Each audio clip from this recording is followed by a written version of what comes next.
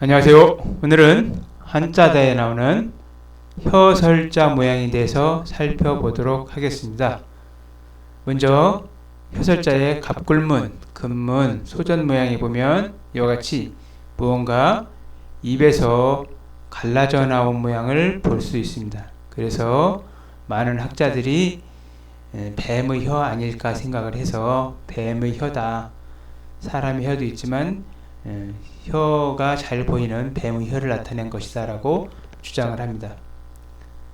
아무튼 혀설자는 지금은 일천천 밑에 입구자 형태로 가서 일부 학자들은 천 가지의 말을 할 수 있는 입이다, 혀다 이렇게 주장하기도 하지만 이거는 파자인 설명이고 전체 모양은 입에서 혀가 나온 모양입니다.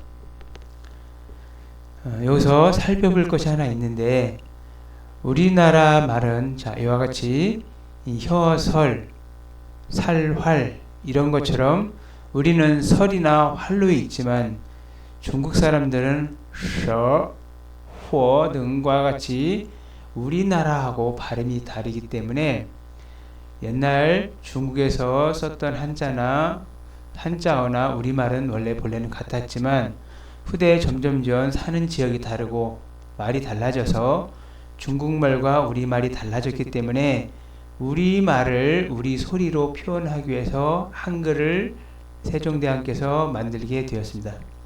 한자를 쓰지 않기 위해서 한글을 만든 게 아니라 한자의 발음이, 한자의 음이 우리나라 말과 다르기 때문에 그래서 훈민정음에 보면 중국 글자와 서로 사맞디 아니할세 뭐 이런 식으로 표현을 하는데 이때 우리말로 표현할 때 이거는 설이 되는데 설자가 붙은 글자들을 잘 살펴보면 활,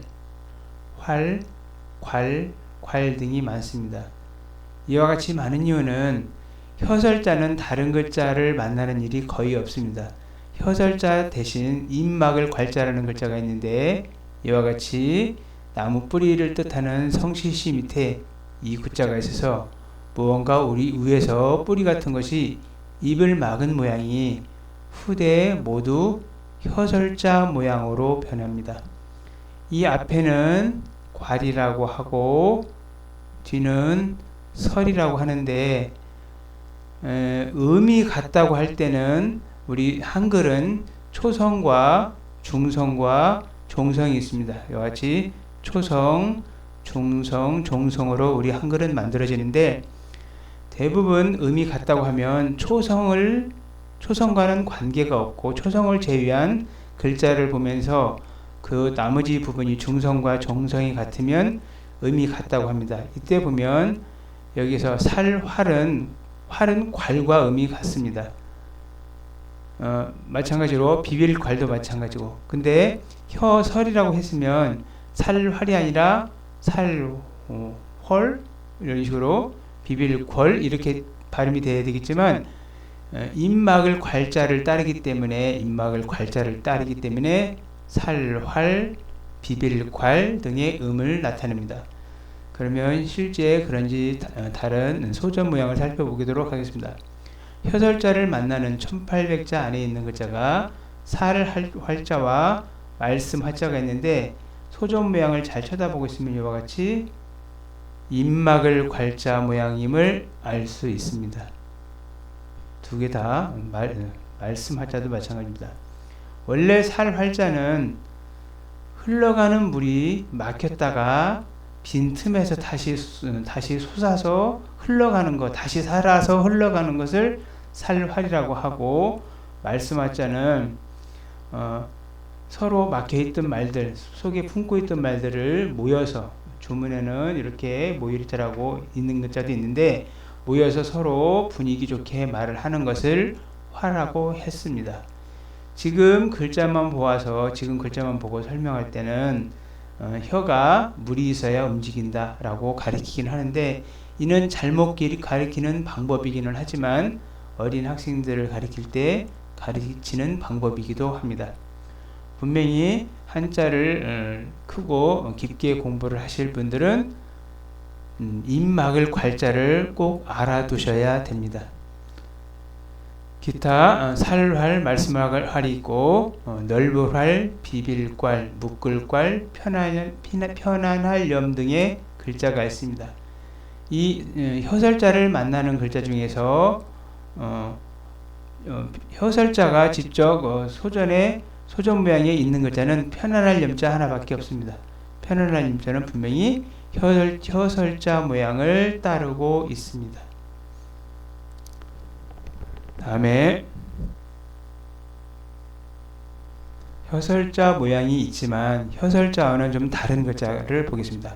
집사자를 보면 이 집사자를 보면 갑골문, 금문, 소전을 보면 거의 대동소이한데 이와 같이 위에 지붕이 있고 지붕 받침이 있고 기둥이 있고 밑에 사람이 사는 움집 형태가 있어서 집을 뜻합니다. 집. 잠깐 사람이 임시로 머무는 집을 집사라고 합니다. 임시로 머무는 집을 뜻하기 때문에 사택이라고 할 때 쓰거나 기숙사 등과 같이 장기적으로 살지 않는 집을 사라고 합니다. 가끔은 버려두기도 해서 이 집사자가 버리다라는 뜻도 있었는데 후에는 손을 더해서 버릴 사자를 다시 만듭니다. 여기서 집사자 밑에 밑에 부분에 있는 혀설자처럼 보이는데 이 혀설자 모양을 잘 보면 이와 같이 모양이 혀 모양이고 집사자 모양 밑에 있는 것을 보면 이와 같이 있는 모양임을 알 수 있습니다.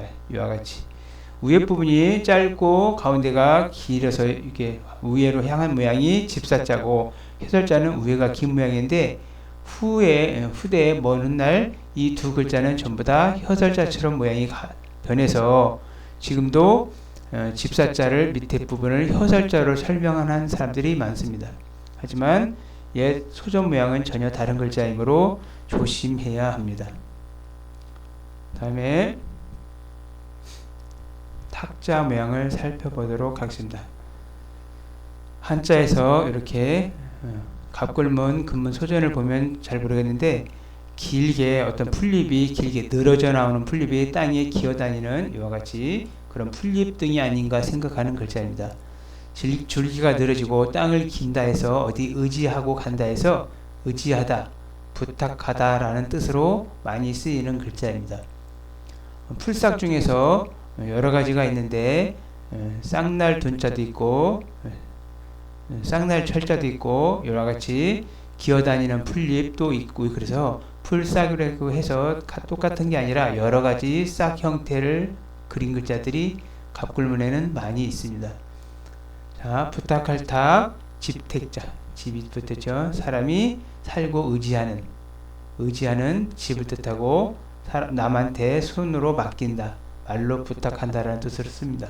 기타, 언덕택, 꾸짖을 타가 있습니다. 그 다음에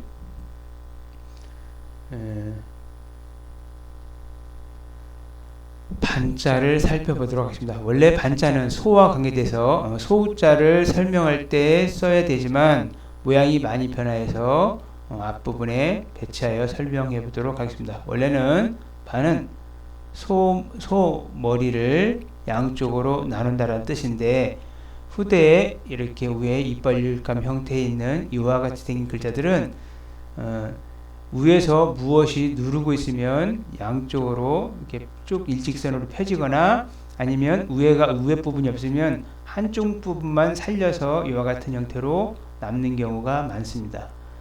반반자는 소우자가 밑에 부분이 이렇게 변해가고 위에 나눌 팔자가 있어서 8팔자는 전부 다 옛 한자 위에 부분에 있으면 전부 다 나누다라는 뜻으로 쓰입니다.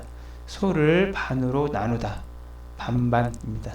사람의 반쪽 짝반, 칼이 옆에 붙어서 반쪽으로 나누어서 판단해보다 라는 뜻으로 쓰이고 기타 반자를 만나는 글자는 버릴 반, 손으로 버리다, 밭두둑반, 밭의 한가운데 있는 양쪽을 가르는 밭두둑반, 얼거멜반 등의 글자 등이 있습니다.